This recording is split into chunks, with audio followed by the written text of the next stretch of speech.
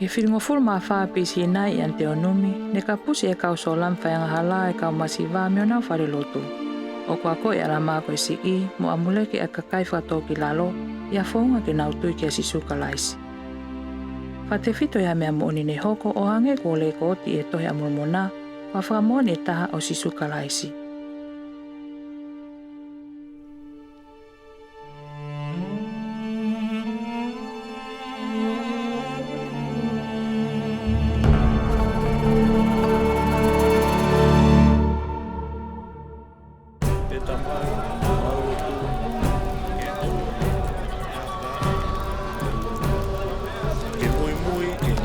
Whakaholo vare, aho maukai. Aia, o whakamawhasiai aki nau tō.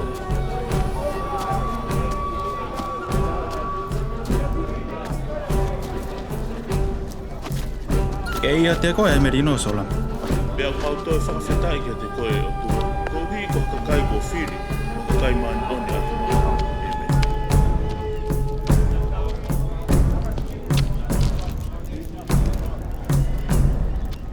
E o tua, ma oni oni. O mautui, koe o tua koe. E a oku. Mautui, o kuke ma oni oni. O kulotu e ka kai sola mi kia ngai tamapua. Ko nau tō kia ngai whelak lai, peke ke nau te tau he ngai whikaua au tua. Nā nau whakehe e ngai whonga iki. O mautoi mana wahe foki te ria na nau whelotoi mo ka kairei mana. He hoko ia koe fumore lahi ka teki mautolu. Koe hā te tau whai.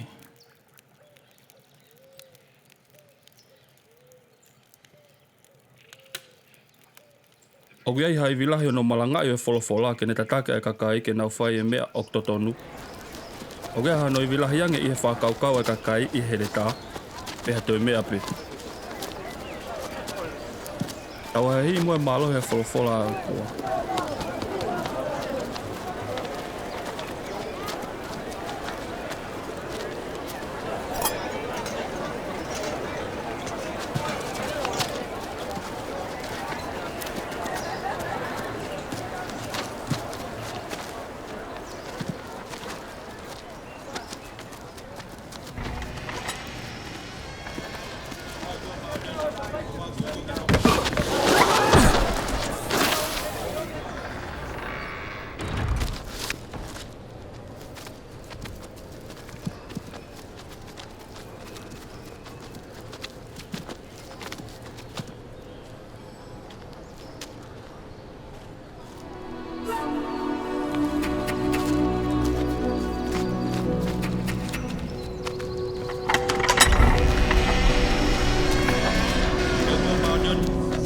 Ke whamawai ki mautolu me o maukainga. Ko mautui ko ke whiri ki mautolu, ke hoko ko whanau maanioni. Ka ko ke whailo whoki ati ki mautolu, e kai hakalaisi. Mawhawhetai ki o awhio ki o whiri ki mautolu. Ke ua nā taki ati mautolu, e kai tuku whaalo whase sere a hau maukainga. Ai au whamawhasiai a ki mautolu, ke tui ki hakalaisi. Lau mautoi whawhetai ki ate koe, e o tua, ko kakai maa nyon, whiriki maa. E meni.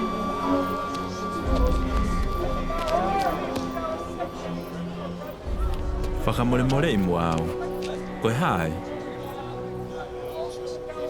Ka la mea me tangu, ka tōnga maan oni.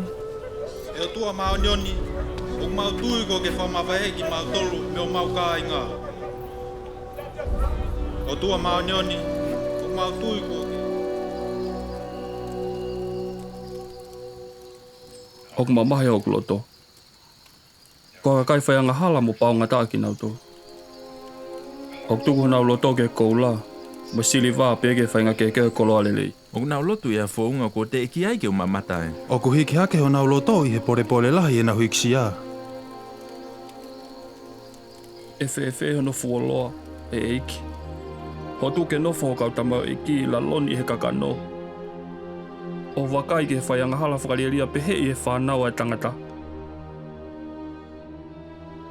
E eiki.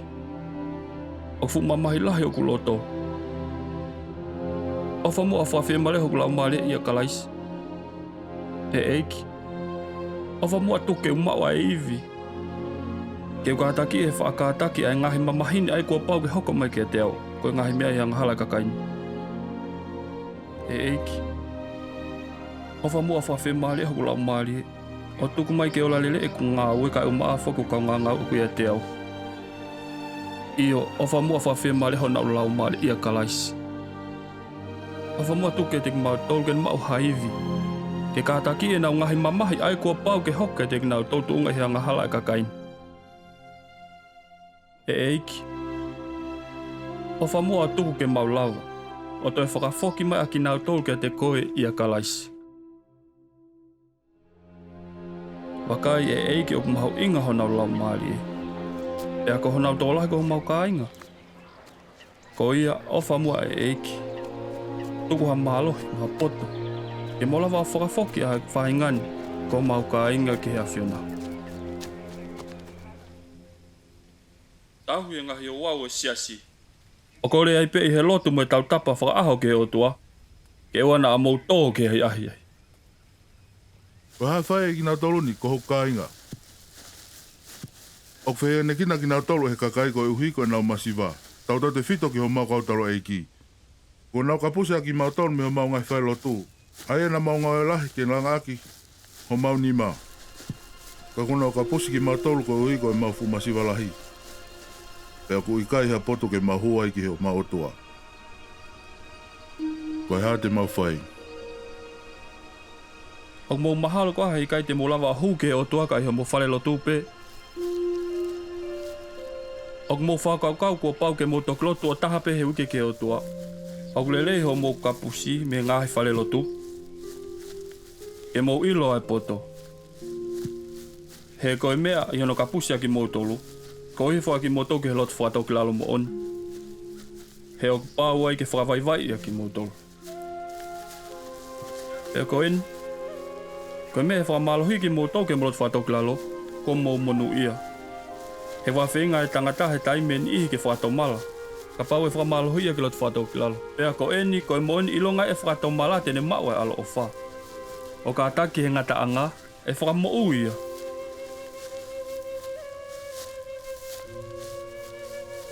Pea koe mea iho mō whakamalohi ki lotu whatau ki lalo, ko mō monu ia. Hei kai koa aku mō pehe aku monu ia ange aki nau tolo whakawaiwai mo oni koe uhi koe wholofola. Iyo. Ko ia ia aku ne whawaiwai mo oni ia. Mo whakatomala mihe ne anga hala pea kātaki e ngata anga. E tāpua ki ia. Au ke eha tokolahi aku nau pehe ka pau teke whahaga teke matola whailonga mihe langi. Te mau tok tui. Ko eni o ko whehu i atu. Ko e tui eni? Ikai. O ikai ko e tui e mao ilo hawa ke a ngahi mea. Ko ia ka pau o ku mō mao e tui. O ku mō amanaklele ke a ngahi mea ku ikai ha mai. Ka o ku mō on. Ea ko eni. O ave he o toa ne wholofola i haka o angelo ki he tangata. Iyo. O ikai ki he tangata pe. Ka ki a whawhine fuki. Ko eni o kai ko ia pe. Kau whao atu ke whanau iki ha ngahi lea i ha taimi lahi ai au whakamā ia e kau potomo ilo ilo. Ko eni hange ko e kulau o kau ke he tui o kai ko ha ilo hao haoa o pehe whak mo e ngahi lea. O kai te molawa to mo ilo i whapapau hono moni o hange tof pe ko i kai ko ha ilo hao haoa e tui. Ka pau te mo ai ahi e kulea. E anga ue aki. Haki ko ngasi o tui. Iyo.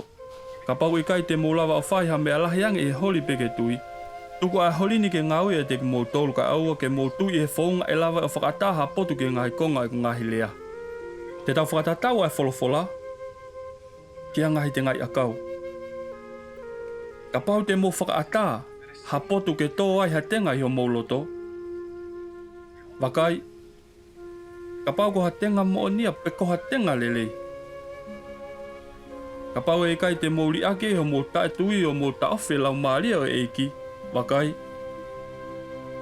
e kamata ia ke pupula i ho mauloto. Pe au ka muka o ngoi ai ngau e pupula ko ia. Te mo kamata ke pehe i ho mauloto. Ko pau pe ko ha tenga lelei eni. Pe o kulelei ai wholofola heu kamata ke langa ke hake eia hau kulau maari e. Io, o kamata eia ke whakamama hau ata mai, io o whaka au. Ke meri eia ke te au. Pea ko eni. Wakai o hau hawa ko ho mau ilo. Io, o hau hawa ho mau ilo i he mea ko ia.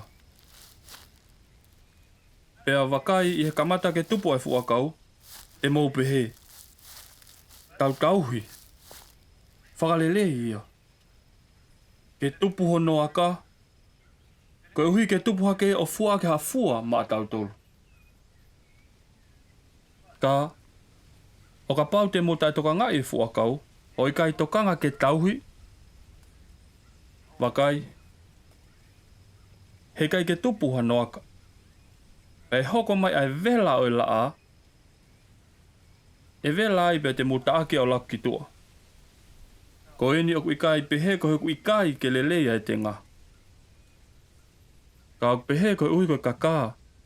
Aho mou kele kele. Ho ikai te mo fie tauhi e a kau. Ka pau e ikai te mo tauhi e wholofola. O hanga ki mo i he mata o e tui ki ono fua o ia. E ikai ke mo lava o toli e fua a kau e mo ui. Ka. O ka pau te mo tauhi e wholofola. I o tauhi. Ai fua kau i ne kamata ke tupu i he tui mo e whaiverenga lahi. Mo e whaakataki. Pea wakai. He o koe ko ha fua kau o ku tupu hake ki he mo ui tai ngata. Pea koe mea i o mo whaiverenga, mo tui, mo kātaki hono tauhi e wholofola ke tupu hono akai e te mo tolu. Wakai. E whai. Ea mo tori hono fua o ia. E te mo kai e fua ko inika oua ke mo mākona. Ai kai te mo toi fie kaia, e toi fie inoa. Te mo toki utu e ngahi totongi ho mo tui, mo whaivele ngā, mo whaakātaki mo e kātaki wholoa. Ia mo tatari ke fua ake e fua kau ha fua mā mo tolu. O taton ke tau tui ke heo toa pētaha, ke tau lava o mao e fuani. Pea e whewhe ha tau to e te ngā. Pengai ake tau tui. Ha mo manatu. Ko ake mea nele ake palawhita ko sino sio kau ke lotu. E moi hu. Nāne pehe. Au ke ala ofa. E o tua. He naga whio mai ki e ku lotu i e kwhi tū mamanga noa. E e ku ngoue. E e ku awhi ki o potulilo. Io. E au ke toi a whio mai ki a te au. E ano ka pusi au ki tua. Mo e whia niki na i au e hau whiri. Pea koe uhi ko ho alo. Ko ke ala ofa i ki a te au.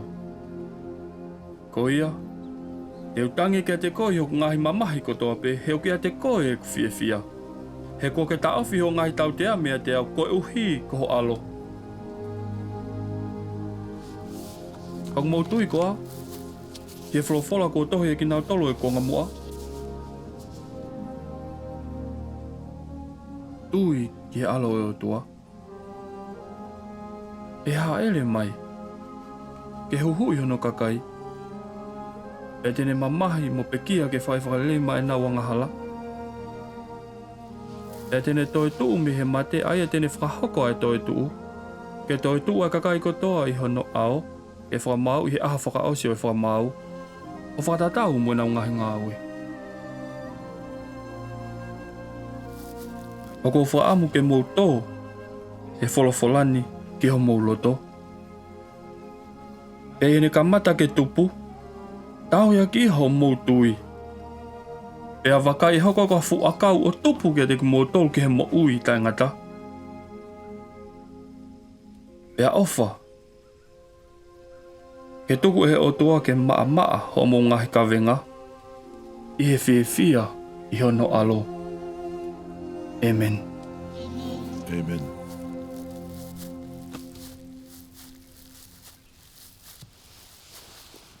Kua mou kore ke whailo atu e huk toko ua e whenā pe koe hā te mou whai, koe uhi ko homo ngai mamahi. Pea kone e ki naki ke te mou tolu ke mou tui, mo whaakātaki. Pea kua mahino ke te maua koe whehoi lahi au ki ho mou whaakaukau. Pe oku i he alo e o tua e wholofola. Pe e iai koa hakalaisi. Te uwhaka mo oni ki a teki mou tolu. Oku mo oni a ngahi me ani. Oku au iloi e ha ere mai a kalaisi i e whanaua e tangata. Ke to'o kia te ea ngahi mau whono hano kakai. Pe tene whai e whakalele ki he angahala a mamani. He kua wholofola a kia e he eiki koe o tua. Whakatatau mo i palani ma onga e o tua ta engata. Kua pau ke whai ha whakalelei. Te ria nā auha mo one whahinga kotoa e tangata. Io he kua hinga kotoa mo he. Pea kua pau ke nau auha tuku pehe. I ha whakalelei. He kua aonga ke iai. Ha fuwhi lau lahi mo whakaosi. Io ka i kai ko ha wheilau aki ha tangata peha monu manu. Ka kua pau ko ha wheilau. Ta e whangata mo ta e ngata. Ko hono uhinga kotoa eni oi whono o tuhu hono ki hi i konga kotoa pe ke fu wheilau lahi mo whakaosko ia. Pea koe fu wheilau lahi mo whakaosko ia, koe alo oi o tua. Io o ta e whangata mo ta e ngata. Pea koe ia tene omi e whakamoui ke he taha kotoa e tui ki hano wafa, koe mea ene o kuhanga ki ai. Ai wheilau lahi whakaosko ia, ke whahoko e whinangalo e alofa, aia kune i kuna e whamau totonu, pea omi ai ha whaunga ke tangata, ke nau mau ha tui ke whakatomala. Pea kulava pehe e alofa o whiau e ngahi whe mau e whamau totonu. Mo o whaki ki nau tolu ake e tau kupo e malui, ka koia, o kui kai tui ke whakatomala tene tuu tāmaki, ke kakato e whono o whe mau e whamau totonu. Ofa ke tuku ki e tek mou tolu, e he o tua, ke mou tui ke whakatomala. Ke mou kamata ke ui ki hano wafa maa onioni ke ne alo ofa ke teki mou tolu. Tangi kia te ia ke mauha alo ofa hea kune maf ke whakamo ui. Whakawaivai a ki mou tolu, pia whai atu i he lotu kia te ia. Tuku ho mou loto ke ofi kia te ia i he lotu ta e tuku. Ke mou lelei, pia moe lelei a ki nā tolu o mou whiohi. Ka hiri heo mou whai kotoa e ngahi me ani. Ka pau te mou te ke e masiwa mo te refua. Pea i kai a ahi ke maha ki mo whaingata ia. Mo whaaki miho mou koloa ka pau ok mou ma. Ki e tekina o tolu whaingata ia. Makai, ok tae aonga ho mou lotu. Koe mo uini, koe taimia ke tangata ke teu wai ke whilaku mo e otua. Koe kuonga ke whahako ai, e he tangata e nau ngahi ngā ue. Oku au kore ke oua e whatolo e aho mo whatomala ke ngataanga. Hei kai ke mou lava o pehe i hano omi ki mou tolu ke mea whamanawa hei ko ia te whatomala he te whoki he otua. I kai, hei kai te mou lava ke rea aki eni. He koe lau maari e pe ko ia kune pure i ho mou sino i he taimi o mou whanonga tuai mi he mou uini. He mauha maalohe ke pure i ho mou sino i he lau maari e pe ko ia i he mamata e ngata ko ia. Oua te mou te whawhepaki ke lau maari e maanioni, ka mou tāri ia. Pea tō ki e teki mou tolo e wafa o kalaisi. Pea hū ki he otua i he potu pete mou iai, i he lau maari e mo oni. Pea mou nofo i e whawheta i whakaaho. Koe uhi koe ala ofa kone whaki ke teki mou tolo. Amen.